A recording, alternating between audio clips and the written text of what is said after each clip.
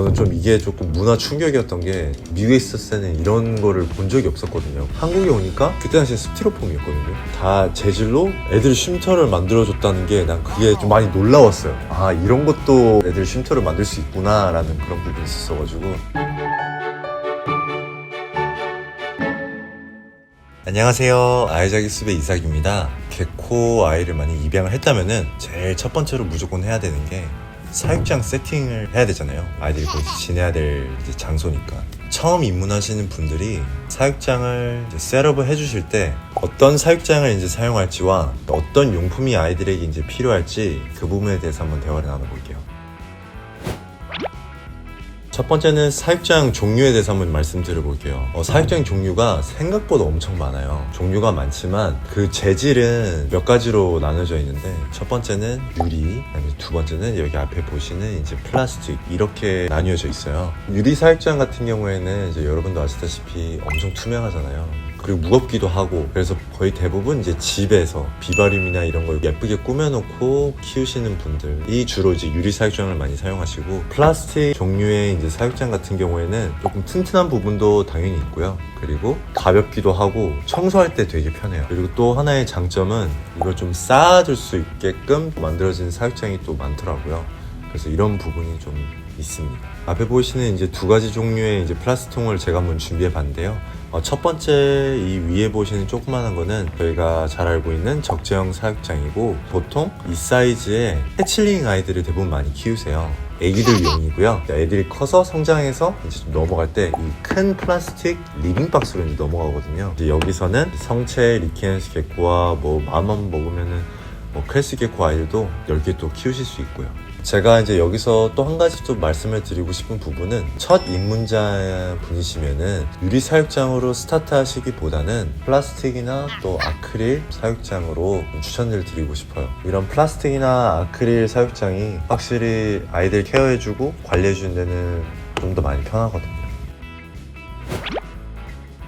사육장 사이즈를 이제 선택을 하실 때에는 물론 아이들의 사이즈가 매우 중요하겠죠. 앞에 이제 보이시는 적재형 사육장 같은 경우에는 제가 앞서 말씀드렸다시피 해칠링거나 아가들을 위한 사육장이고, 그리고 이제 아기들이 이제 성장을 하면 이제 사이즈가 점점 커지잖아요. 그 사이즈와 활동할 수 있는 범위를 약간 좀 비례를 해야 된다 할까요? 좀 넓은 사육장을 반려인분께서 선택해 주시면 정말 좋을 것 같아요. 제가 지난 영상에 한번 말씀을 드려봤지만, 아이들이 이제 활동할 수 있는 그 공간이라고 말씀드린 적이 있어요. 아이들이 이제 나무를 탈 수 있는, 그 나무를 놓을 수 있는 공간, 그리고 이제 아래서는 기어다닌다고 해야 될까요? 걸어다니고 이렇게 다닐 수 있는 그런 또 공간, 이런 공간이 조금 적절하게 있는 부분을 제가 말씀드린 거거든요. 보통 애들이 보면은 나무 위에 있거나 아니면 나무 옆에 붙어 있거나 아니면 가끔씩 이제 좀 추울 때는 땅에서 자주 보이더라고요. 그래서 이제 그런 부분을 조금 잘 생각하셔서 그 공간들을 알아봐 주시고 선택해 주시면 좋을 것 같아요.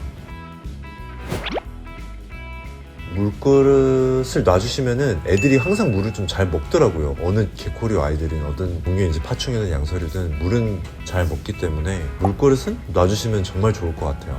그래서 저는 이렇게 필수로 물그릇과 밥그릇을 항상 아이 사육장에 넣어주고 있습니다. 물그릇 같은 경우에는 꼭 굳이 이렇게 필요는 없지만 넣어주시는 부분도 약간 좀 생각해 보셨으면 좋을 것 같고요. 밥그릇 같은 경우에는 잘 피딩하는 분들한테 꼭 필수의 용품이라고 생각하시면 될 것 같아요. 저는 아이들이 숨어야 할 공간, 쉬어야 될 공간은 무조건 있어야 된다고 생각하거든요. 그래서 은신처는 아이들이 조금 이제 자기만의 공간을 위한 장소이기 때문에 꼭 필수라고 저는 여러분들에게 말씀을 드리고 싶고요. 좀 추천을 드리자면은 이런 플라스틱 용품도 좋고, 천연으로 된 코르크 튜브, 그리고 또 인조 코르크 튜브, 전 이 세 가지를 좀 잘 사용하는 편이거든요. 그리고 제가 이때까지 사용해봤을 때는 아무 문제 없고 너무나 만족했던 용품이었던 것 같아요. 개코 아이들을 이제 키우시는 그 사육장들을 제가 가끔씩 보면은 조금 안타까울 때가 있어요. 이제 그 안타까울 때가 언제냐면은 은신처가 없어요. 아이들이 사육장에 백업 하나랑 그거 하나밖에 없는 경우가 있거든요. 은신처가 없으면은 좀 안타깝더라고요. 그래서 애들한테는 좀 쉴 수 있는 자기만의 공간을 제공해 주는 게 맞다고 생각하기 때문에 은신처는 꼭 사용해 주셨으면 정말 좋을 것 같아요.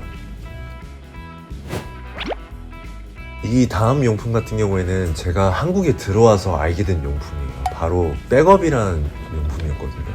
단순히 이제 말씀드리자면은 제가 생각하기에는 애들의 쉼터 역할을 하는 용품이에요. 사육장 그 면의 그 사이에 설치를 하셔서 애들이 이제 그 위에서 이제 쉬는 공간이라고 생각하시면 되는데, 저는 좀 이게 조금 문화 충격이었던 게, 미국에 있었을 때는 이런 거를 본 적이 없었거든요. 그냥 플라스틱 풀, 나무, 코르크 튜브 이런 것들로만 해서 셋업을 다들 해주셨는데, 한국에 오니까 그때 당시에 스티로폼이었거든요. 다 재질로 애들 쉼터를 만들어줬다는 게 난 그게 좀 많이 놀라웠어요. 아, 이런 것도 애들 쉼터를 만들 수 있구나 라는 그런 부분이 있었어가지고 제가 백업을 보고 좀 많이 놀랐었어요. 그래서 제가 다시 한번 말씀드리자면은, 백업 같은 경우에는 아이들의 쉼터 역할을 해줄 수 있는, 또 잠을 잘 수 있는 그런 공간으로 많이 사용되고 있습니다. 제가 이 백업을 왜 사용하는지 한번 여쭤본 적이 있어요. 옛날에 해주시는 말씀이, 물론 애가 쉴 수도 있지만 그 FTS, 크레스 게코 아이들 그 예방으로도 사용이 또 된다고 하더라고요. FTS라고 좀 말씀을 드리자면은, 플롭테일이라고 애들 꼬리가 약간 이렇게 이제 기우는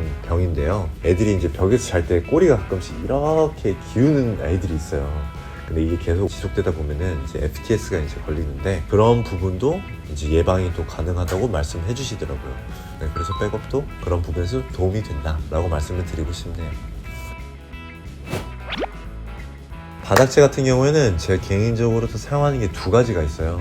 첫 번째는 애기들, 조그만 아이들을 위해서는 저는 키친타올을 좀 사용하고 있고요. 성체 아이들 같은 경우에는 바크 종류의 바닥재를 사용하고 있습니다. 아기들한테 키친타올을 좀 사용하는 이유는 뭐냐면은, 확실히 좀 더 신경을 좀 더 많이 써줘야 되기 때문에 청소를 좀 자주 해주는 편이에요, 저 같은 경우에. 그러다 보니 키친타올을 애기들한테 좀 많이 사용하는 편이고요. 성체 아이들 같은 경우에는 환경에 딱 맞게끔 사육장 셋업을 좀 해주고 싶더라고요. 그래서 최대한 내추럴하게 습도도 잘 유지될 수 있는 이런 바크 바닥재를 전 사용하고 있습니다. 제가 옛날에도 바크 바닥재에 대해서 영상을 한번 찍은 적이 있어요. 촬영했을 때도 바크가 바닥재는 원탑이라고 생각했었고, 지금도 바닥재는 바크가 아직도 원탑이라고 생각하고 있습니다. 그래서 여러분들에게도 추천을 해드리고 싶어요.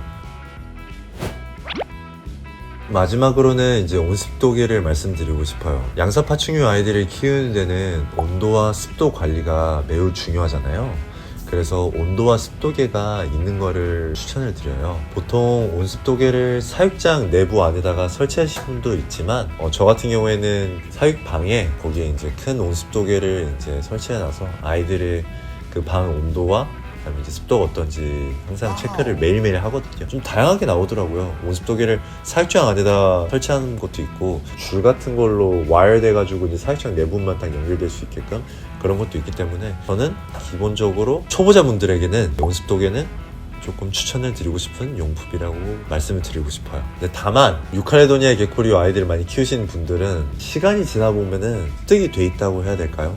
온습도계가 굳이 필요 없이 집안 내에서 키우니까 이제 온도는 당연히 적정할 것이며, 습도도 분무를 이렇게 매일 뭐 한두 번씩 이렇게 해주시니까 나중에 돼서는 뭔가 조금 필요가 없는 용품이 될 수도 있어요. 그래서 저는 대신 온습도계 딱 하나만 사용하고 있어요. 오늘 뭐 간단한 사육장 용품들과 이제 세팅에 대해서 조금 알아보았는데요. 제가 오늘 이제 말씀을 드리고 싶은 부분은, 용품들의 종류와 그 기능을 많이 알게 되시면은 키우고 계시는 그 반려동물들 사육장 셋업을 할 때 뭔가 조금 많이 도움이 좀 되는 것 같아요. 그래서 애들과 키움과 동시에 사육용품에 대해서도 같이 좀 공부해 보시는 것도 저도 좀 추천을 드리고요. 저는 개인적으로 아이들을 키울 때 그들만의 그 내추럴한 환경에서 키우는 거를 조금 많이 선호하는 편이거든요. 그래서 저는 약간 좀 우디한 느낌이 나는 은신처와 그 다음에 바닥재 이렇게 좀 많이 사용하고 있어요. 나중에 시간이 흐르면 여러분들도 여러분만 색깔을 담은 그런 사육장을 또 셋업을 하실 수 있으실 것 같아요. 그럼 이상 영상은 여기서 마치고 다음에 또 인사드리겠습니다. 감사합니다.